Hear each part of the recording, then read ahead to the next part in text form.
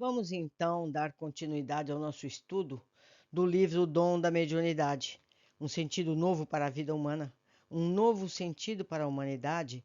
Livro esse elaborado pela doutora e pesquisadora Marlene Nobre. Epífise, o sentido novo dos seres humanos. Se ainda hoje é difícil falar em funções da glândula pineal ou epífise, sem gerar uma certa incredulidade, visto que muitos poucos conhecem os avanços científicos nessa área. Imagine-se em maio de 1945, a época em que foi lançado o livro Missionários da Luz, de André Luiz, quando era considerada a epífise um órgão morto, com função quase nula. Isso é compreensível porque foi somente a partir da década de 1960 que a epífise se transformou em uma das estruturas mais pesquisadas nos laboratórios do mundo. Antes disso, sabia-se que ela impedia o desenvolvimento sexual no período infantil, liberando-o depois à época da puberdade. E a partir daí, completava o seu processo de calcificação, iniciado por volta dos 10 anos de idade, transformando-se depois em órgão vestigial, sem função. Com a descoberta, porém, no fim de 1958, da melatonina, hormônio próprio da pineal, por Aaron Lerner e colaboradores da Universidade de Yale, nos Estados Unidos, passou-se a um ritmo frenético de pesquisas no mundo todo, visando mapear a ação desse hormônio na economia orgânica. Até os dias de hoje, as pesquisas prosseguem, mais ativas do que nunca, com novas descobertas a cada ano. Evidentemente, não abordaremos aqui a epífise do ponto de vista científico, mesmo porque isso demandaria um livro específico. Talvez um dia possamos escrevê-lo em parceria com outros colegas, abordando especificamente a neurofisiologia da mediunidade, no qual se possa mesclar as pesquisas científicas dos laboratórios do mundo com aquelas que tenhamos realizado à luz do paradigma médico espírita. No momento, vamos nos limitar a relatar, muito simplesmente, o que nos foi revelado sobre as suas funções, especialmente nos capítulos 1 e 2 do livro já citado, Missionários da Luz, de autoria do nosso colega desencarnado.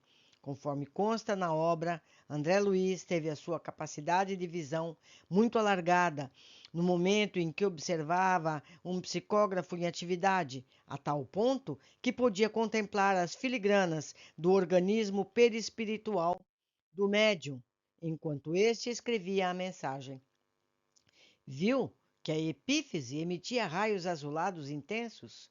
A glândula minúscula transformara-se em núcleo radiante e em derredor seus raios formavam um lótus de pétalas sublimes.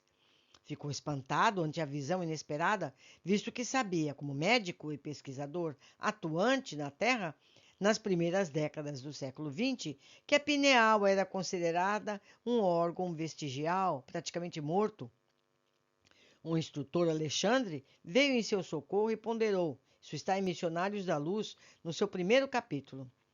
Diz ali: segregando unidades-força, pode ser comparada à poderosa usina que deve ser aproveitada e controlada no serviço de iluminação, refinamento e benefício da personalidade e não relaxada em gasto excessivo do suprimento psíquico nas emoções de baixa classe. Pode reconhecer agora que todo o centro glandular é uma potência elétrica. No exercício mediúnico de qualquer modalidade, a epífise desempenha o papel mais importante. Através de suas forças equilibradas, a mente humana intensifica o poder de emissão e recepção de raios peculiares à nossa esfera. É nela, na epífise, que reside o sentido novo dos homens. Eles falam aqui, meus amigos, sentido do ponto de vista de conexão, como é a visão e o olfato. É nela, na epífise, que reside o sentido novo nos homens e mulheres da humanidade. Entretanto, a grande maioria das pessoas, a potência divina dorme embrionária. Temos assim, na epífise, o sentido novo dos seres humanos. Com as explicações do instrutor Alexandre, fica claro que a pineal não é um órgão morto, antes é a glândula da vida mental. Ela acorda no organismo do ser humano na puberdade. As forças criadoras, em seguida, continuam a funcionar como o mais avançado laboratório de elementos psíquicos da criatura terrestre. Isso está em Missionários da Luz, no seu capítulo 2. Assim, quando se julgava que as suas funções decresceriam, deixando o mesmo de existir, na verdade dá-se o contrário. É o momento em que ela começa a atuar mais intensamente. E o mentor Alexandre prossegue. O neurologista comum não conhece bem. O psiquiatra devassar-lhe-á mais tarde os segredos. Os psicólogos vulgares ignoram-na. Freud interpretou-lhe o desvio quando exagerou a influenciação da libido no estudo da indisciplina congênita da humanidade, enquanto no período do desenvolvimento infantil, fase de reajustamento desse centro importante do corpo perispiritual pré-existente. A epífise parece constituir um freio às manifestações do sexo. Entretanto, há que retificar observações. Aos 14 anos, aproximadamente, de posição estacionária, quando as suas atribuições essenciais recomeçam a funcionar no ser humano encarnado. O que representa controle é fonte criadora, válvula de escapamento. Isso está, como eu já disse, em Missionários da Luz, em seu capítulo 2. Aprendemos com a revelação que novos mundos de sensações e impressões na esfera emocional abrem-se a partir da puberdade, por conta da função pineal. Por sua atividade, a criatura faz a recapitulação da sexualidade e o inventário de suas paixões vividas em outras existências que reaparecem sobre fortes impulsos. Fazendo um resumo do que aprendemos nessa importante obra mediúnica, podemos afirmar que a epífise é o órgão de elevada expressão do corpo espiritual. Está diretamente ligada ao centro coronário, ou seja, o chakra do alto da cabeça, o chakra perispirítico mais complexo e importante. Ela tem funções muito importantes, então, que podem ser assim condensadas. Como eu disse, Missionários da Luz, capítulo 2, livro esse que já está lido e comentado aqui no canal, para quem desejar conhecer. Continuando, governa o mundo das emoções, controla todo o sistema endócrino, comanda as forças subconscientes sob a determinação direta da vontade, supre de energias psíquicas a todos os armazéns autônomos dos órgãos. É manancial criador dos mais importantes. É a glândula da vida mental. Com a revelação de que a pineal é a glândula da mediunidade, é sempre útil saber mais sobre suas características anatômicas e funcionais, como, por exemplo, sua inervação, que se dá através do gânglio cervical superior do sistema nervoso simpático. Isso confere ao fenômeno mediúnico características adrenérgicas, quer dizer, que tem estreita relação com a produção de adrenalina. Daí a ocorrência de sintomas físicos como taquicardia, batedeira do coração, suores, aumento do fluido renal, circulação periférica diminuída e etc. Quanto aos sintomas psíquicos da mediunidade, como irritabilidade, mau humor, pânico, crises de choro e etc., é preciso lembrar as conexões da pineal com o centro das emoções, sistema límbico do hipotálamo, no qual se encaixa, por exemplo, a amígdala, importante estrutura que explicaria o aumento da agressividade e da irritabilidade tão comuns nos médiuns, escreventes e de psicofonia. Eu esclareço aqui, meus amigos, que aqui a amígdala não é essa da garganta, é outra parte da fisiologia do cérebro, tá bom? Do mesmo modo, a sonolência e os demais distúrbios do sono que os médios costumam sentir podem ser explicados pela conexão existente entre a pineal e o sistema reticular, enquanto que a dor pode estar ligada a distúrbios episódicos na produção de endorfina. substância cuja produção no cérebro está relacionada à interconexão entre os sistemas endócrino, nervoso e imunológico, na qual a pineal tem interferência direta. Quanto à questão dos médios ostensivos, para responder à pergunta sobre esse algo a mais que eles possuem, precisamos juntar ainda a argumentação discutida no capítulo anterior. Uma das hipóteses de trabalho da teoria do Dr. Sérgio Felipe de Oliveira sobre as funções da pineal, o pesquisador afirma que os médiums ostensivos possuem mais cristais de apatita na epífise ou glândula pineal, o que favoreceria a captação de ondas eletromagnéticas, forma pela qual se propagam os átomos mentais que compõem os pensamentos.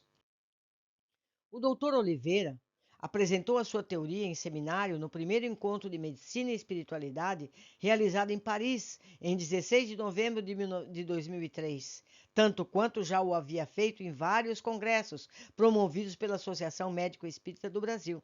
E, meus amigos, digo eu, que já tive a oportunidade de fazer gravações dessas palestras ao vivo do Dr. Sérgio Felipe. E vocês podem encontrar inúmeras palestras dele no YouTube. Vale a pena assistir essas palestras. Continuando. Anais do primeiro encontro de Medicina e Espiritualidade, feito por iniciativa de Cláudia Bonmartin. Francês deve ser Bonmartin. Indagado sobre o aparente paradoxo entre a calcificação da epífise a partir da primeira década da vida e suas funções ativas, o pesquisador afirma: sim, a biomineralização da glândula, ela se calcifica. Na minha tese de mestrado na Universidade de São Paulo, pesquisei os cristais de apatita da pineal, através da difração de raio-x, como usei a tomografia computadorizada e a ressonância magnética. Tive a oportunidade de observar nos cristais uma microcirculação sanguínea que os mantém metabolicamente ativos e vivos. Penso que eles são estruturas diamagnéticas que repelem fracamente o campo magnético, o que faz com que a onda caminhe e ricocheteie nos cristais do cristal para outro. Dá-se assim o sequestro do campo magnético da glândula. Dá-se assim o sequestro do campo magnético pela glândula. Quanto mais cristais uma pessoa tem, mais possibilidade de captar ondas eletromagnéticas. Os médios ostensivos têm mais cristais. Temos aí uma interessante hipótese de trabalho, que, como tal, precisa ser confirmada, mas que adotaremos como base explicativa em nosso estudo, dado que o doutor Sérgio Felipe já encontrou respaldo para ela nos casos clínicos que tem acompanhado.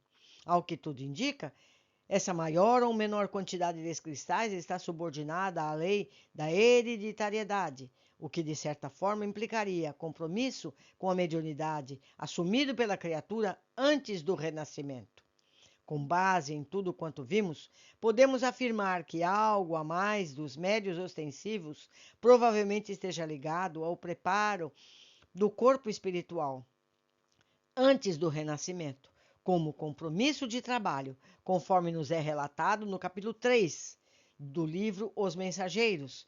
Como sabemos que o corpo físico é moldado pelo perispírito, não é difícil concluir que nessa preparação especial estão incluídos automaticamente os cuidados especiais com a glândula pineal do futuro médium. Meus amigos, esse livro tem capítulos curtos, mas muito profundos. Como eu disse, o Dr. Sérgio Felipe é um especialista nesse assunto e ele tem inúmeros vídeos disponíveis na internet. Ele tem uma clínica em São Paulo, muito importante, que dá atendimento a pessoas com mediunidade, problemas psicológicos e psiquiátricos. Vale a pena conhecê-lo.